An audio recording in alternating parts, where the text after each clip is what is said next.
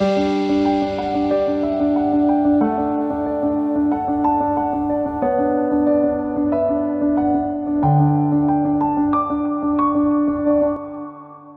առավոտ սիրելի հեռուստադիտող, մենք կրկին եթերում ենք, այսօր միասին ենք, ես եւ Բժիշկ Ամիրյանը, ինչը արդեն երկուստեք ուրախություն է։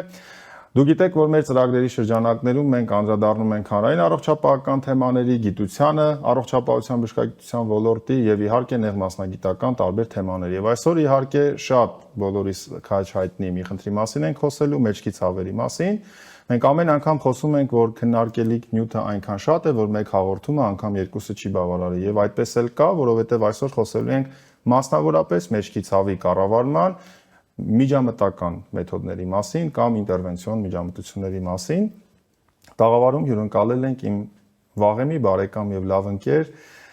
Կարեն Աշոտի Ջանիկյանին։ Առողջ առավոտ Բժիշկ Ջանիկյան, առողջ առավոտ Բժիշկ Ամիրյան։ Առողջ առավոտ։ Առողջ առավոտ Բժիշկ Ավետիսյան, առողջ առավոտ Բժիշկ Ամիրյան, շնորհակալ եմ հրավերքի համար։ Մենք երջանիկ ենք, որ դուք նորից Հայաստանում եք։ Ես հեռուստադիտողին կուզեմ սիրելի հեռուստադիտող ձեզ ներկայացնել Բժիշկ Ջանիկյանի անցած ճանապարհը, նա զինվորական բժիշկ է, զինվորական նյարդաբան, ով շուրջ 7 տարի միայնակ կարողացել է իր ուսերի վրա կրել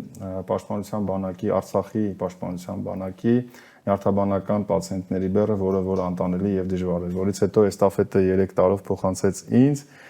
սակայն դրանից հետո նաեւ աշխատեց Երևան քաղաքում, այն ժամանակ Քանաքերձեթում բժշկական կենտրոնի նյարդաբանական ծառայության ղեկավարներ, հետո ընտանեկան հանգամանքներից ելնելով տեղափոխվեց Ռուսաստանի Դաշնություն եւ բոլորովին վերջերս նորից միացել է մեզ։ Ներկայումս դուք աշխատում եք ինտերվենցիոն միջամտական ռադիոլոգիայի կենտրոնում, հարաբերական նորաբաց, այնտեղ բժիշկ նյարդաբան եք։ Բարի գալուստ Հայաստան, բարի գալուստ Երևան, բարի գալուստ առողջ առավոտի մեր տաղավար Նուր TV։ Շնորհակալություն։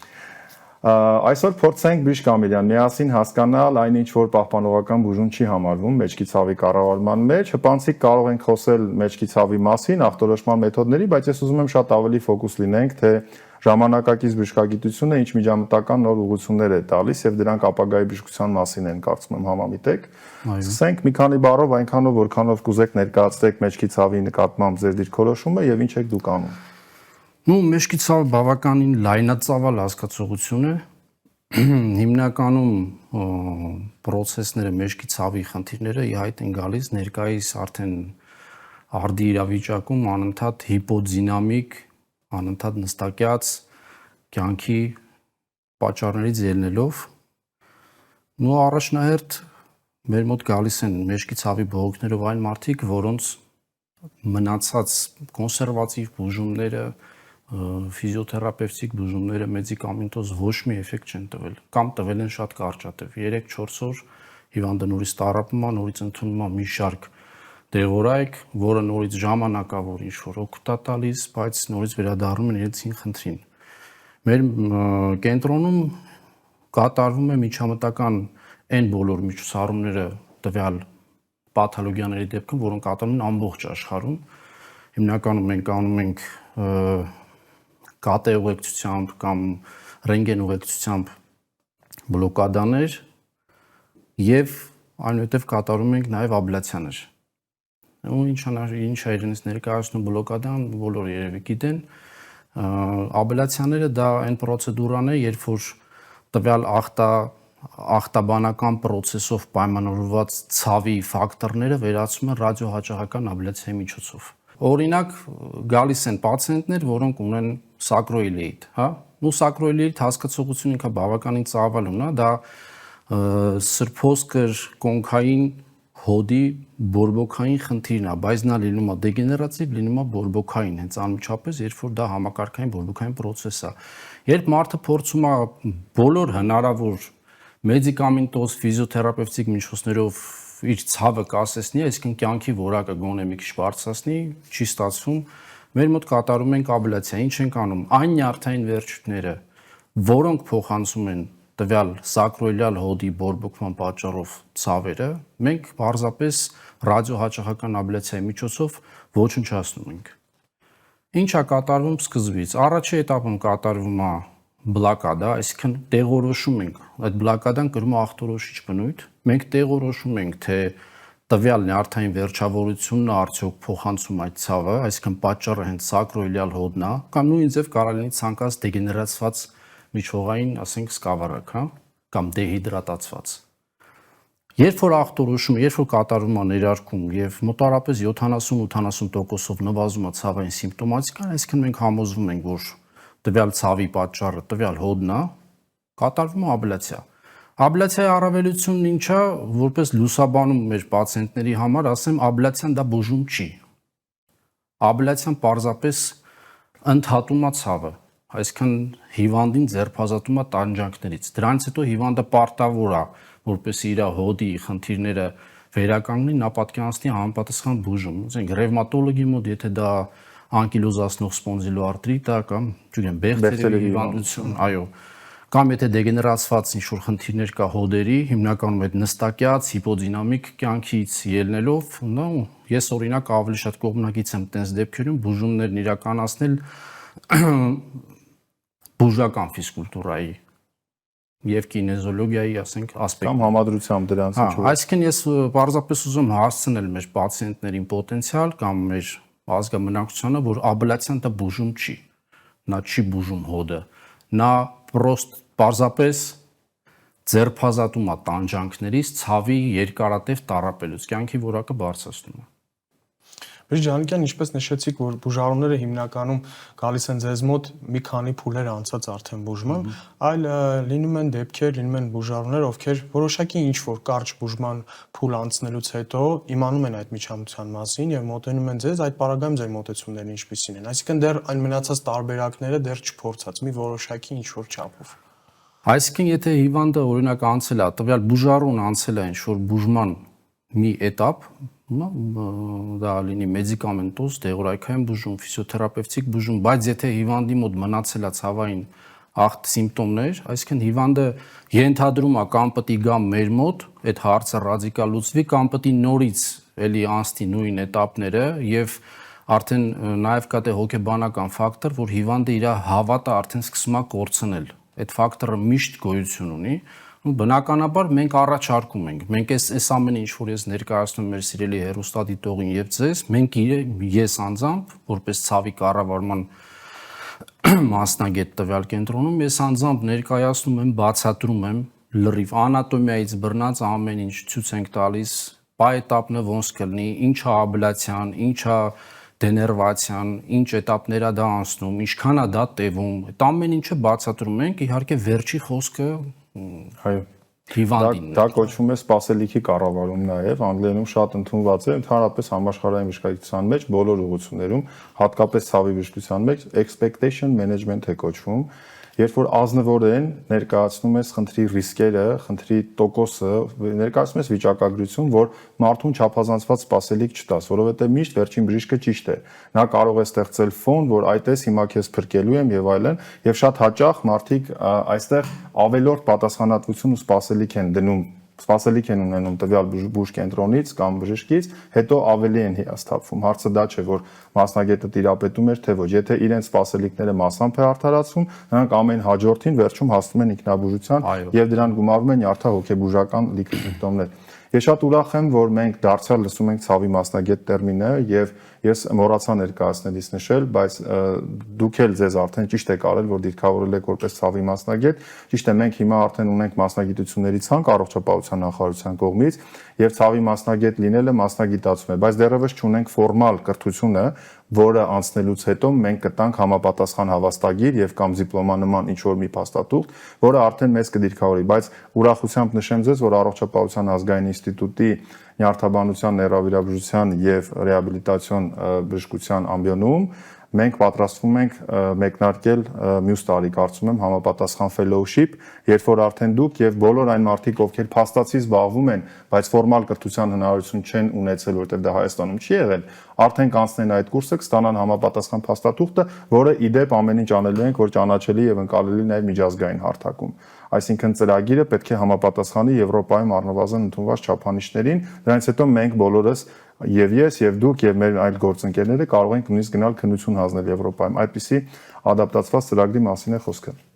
Մենք գիտեք ինչ նկատեցի Բժիշկ Ջանիկյան, երբ որ խոսեցինք մեջքի ցավից, եկեք խոսենք նաև մեջքի եւ կոնքի ցավերից, որովհետեւ մենք երբ որ արդեն ընդլայնում ենք ինտերվենցիոն ռադիոլոգիայի մասին ենք խոսում, այստեղ մենակ մեջքի ցավը չէ,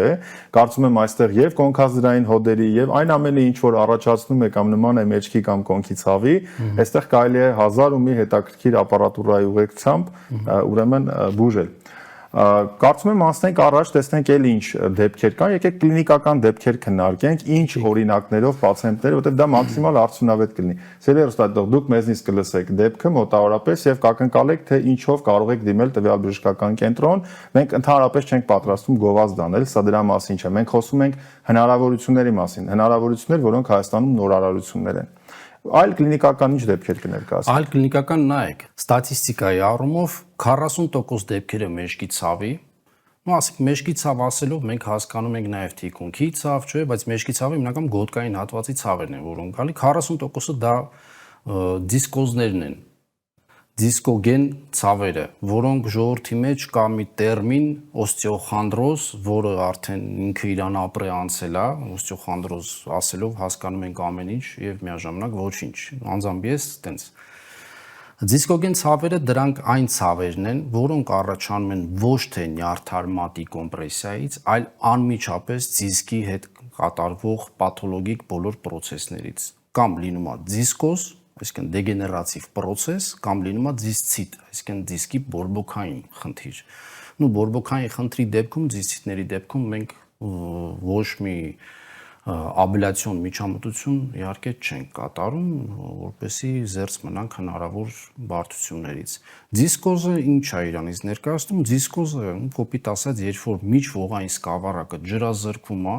ողերի միջև հեռավորությունը նվազում է եւ անմիջապես, այո, անմիջապես այդ միջողային սկավառակն է արդեն ցավեր գեներացնում։ Այդ թվում հարելով փափուկ հյուսվածքները։ Այո, բնականաբար փափուկ հյուսվածքները, հարակից հյուսվածքները ընդգրկվում են այդ process-ի մեջ։ MRT-ով մենք չենք տեսնում ոչ մի հպում նյարդարմատի հետ, խնդիր չկա, MRT-ով մենք մաքսիմալ տեսնում ենք այսպես կոչված սև դիսկ։ Այսինքն ջրազրկված դիսկ։ Հա,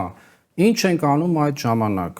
Հասարակ բլոկադայով, այսինքն տեղային անեստետիկի ներարկումով մենք կողմնորոշում ենք եւս մեկ անգամ հաստատում ենք, որ այո, դիսկն է անմիջապես միջողային սկավառակն է գեներացնում ցավը, այնուհետև կատարվում է աբլյացիա, այսինքն տվյալ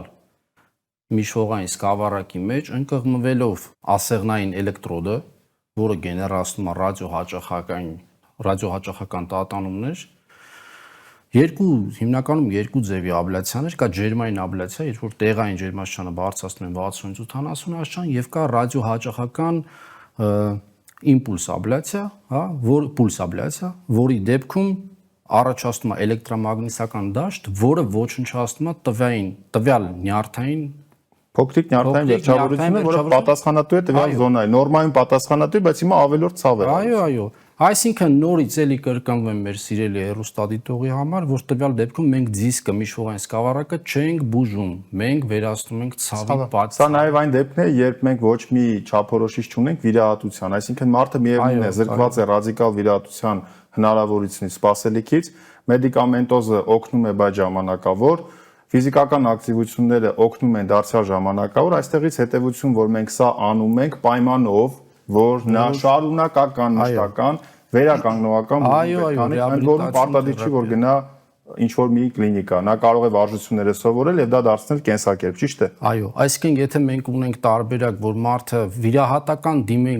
կդիմի այն ժամանակ, երբ որ ոչ մի տարբերակ չօգնեց, հիվանդը պացիենտը ինքը ոչ մի բան չարեց իր հասանելիքը եւ ինչա գնում են կատարում են միջողային սկավառակի պրոթեզավորում, քեյջ են դնում։ Այսինքն արհեստամեխանիկական ձևով երկու ողերի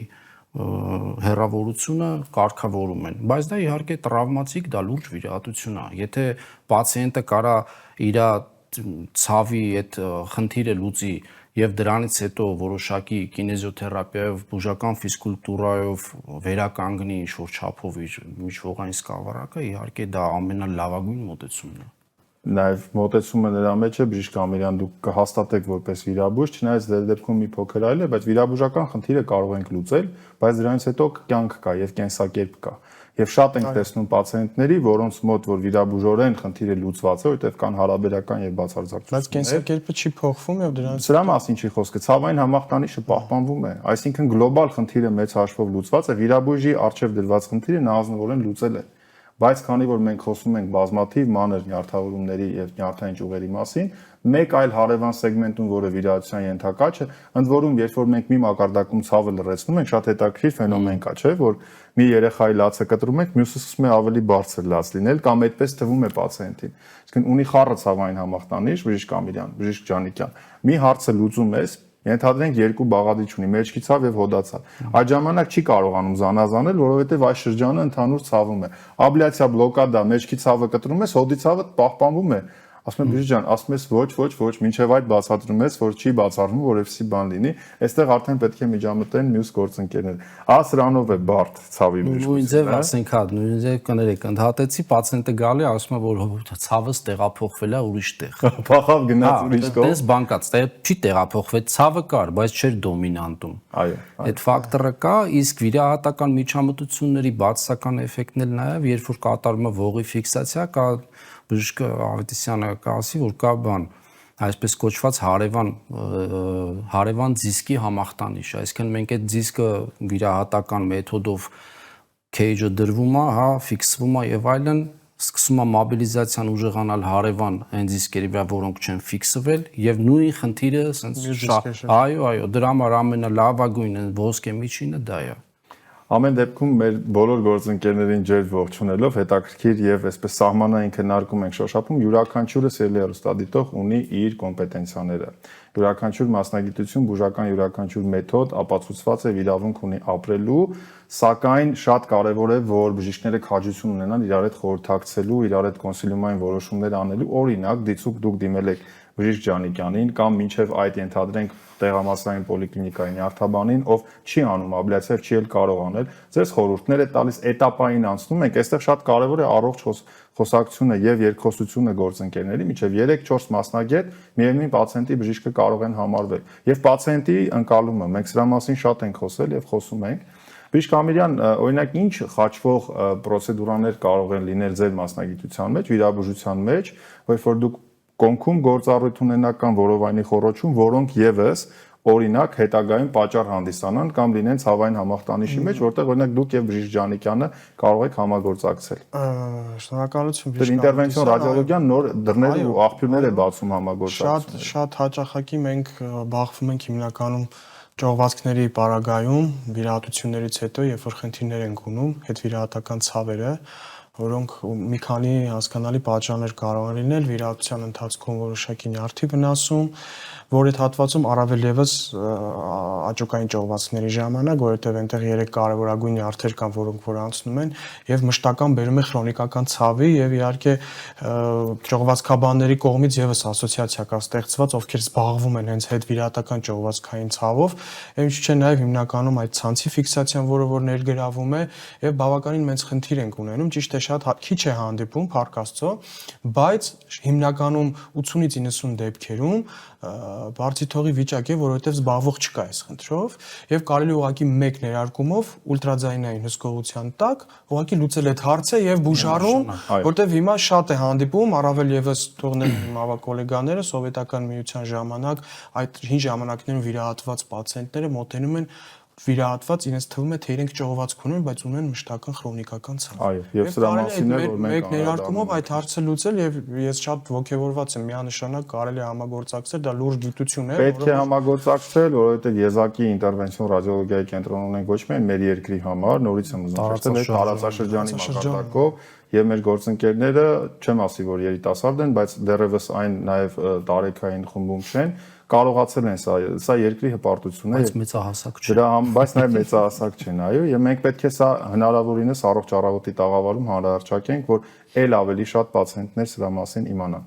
Բժիշկ Ջանիկյան, ես նաև ուզում եմ հատուկ նշել, որ մեր հեռուստադիտողն էլ իմանա, որ բազմիցս խոսել ենք նոյեմբերի 27-ից 30-ը կանալիք Երևանում ցավի օրեր արշավում, դուք եւս ընդգրկված եք եւ ցավի բժշկության առաջին հայկական միջազգային համագումարի մեր պատվավոր խոսնակներից մեկն է, ով արդեն ոչ թե հեռուստադիտողի, քաղաքացիների, այլ մեր նեղ գործընկերների համար այս թեման կբարձրաձայնի նոր շերտով, կառուցողական առաջարկներով, ինչի համար մենք կպարտենք եւ ձեզ կլսեն ոչ միայն մեր տեղացի բժիշկները, քանի որ դա on-line հիբրիդ այսպես համագումար է, ձեզ հնարավորություն կունենան լսել արդեն աշխարհի տարբեր երկրներից, ինչի համար ես շատ երջանիկ եմ։ Կարծես գործընկերները հուշում են, որ արդեն ժամանակն է, երբ մենք այսպես հատկապես եթե տաղավարում նյարդաբան կամ ցավի մասնագետ է, ես ինձ կորցնում եմ, տարերքից մեջ եմ ընկնում, հյուրից շատ եմ խոսում։ Ես էլ կարող եմ ասել, որ ես էլ արդեն կարող եմ ցավից կարող ենք խոսել անverջ։ Դուք էլ այդ ընթացքում հանգստանում եք, հատկապես երբ որ որպես կանոն հերթապահություն։ Ես հասկացել եմ իմ ներգրավվածությունը եւս ցավի։ Ես այսպես եմ առաջարկում Բրիշ Ջանիկյան, քանի որ դուք նոր վերադարձաք Հայաստան, նոր եք վերադարձել, մենք տարաբնույթ հանդիպումներ կունենանք տարբեր ֆորմատների եւ մաքսիմալ կփորձենք նաեւ ձեր մեծ հսկա փորձը, մի օր էլ զինվորական նյարդաբանի փորձը կբերենք եւ ավելի հանրամատչելի կդարձնենք։ Շնորհակալություն եմ հայտնում այս առավոտը մեզ հետ կիսելու համար։ Բրիշկ Ամիրյան, մենք շարժվենք առաջ, սիրելի հեռուստադիտող, ճանապարհենք հյուրին։ Այսօր այս պահին ձեզ հրաժեշտ տանք պայմանով, որ վաղն առավոտյան ճիշտ նույն ժամին հանդիպելու ենք։ Առողջ եղեք։